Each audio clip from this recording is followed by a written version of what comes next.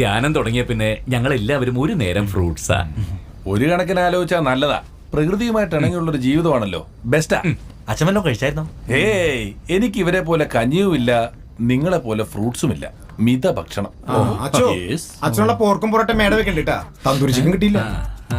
കഞ്ഞിയുമില്ല, ഫ്രൂട്ട്സും ഇല്ല, പോർക്കും പൊറോട്ടയും മാത്രം. നിർത്തിക്കോ. ഇത് ഫ്രൂട്ട്സ് തന്നെയാണ്.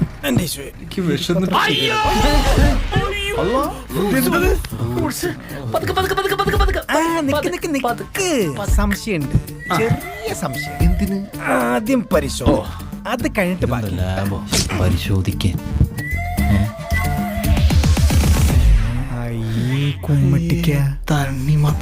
വെറുതെ ഷോൾഡർ ഇടിഞ്ഞ. എനിക്ക് മടുത്തു. ഈ രണ്ടും ഉണ്ടാക്കി വേണ്ടിട്ട് നിങ്ങൾ ഇത്ര ഉറക്കൊളിച്ചിരുന്നു. ഇതെന്താ ഫ്രൂട്ട്സ് അല്ലേ?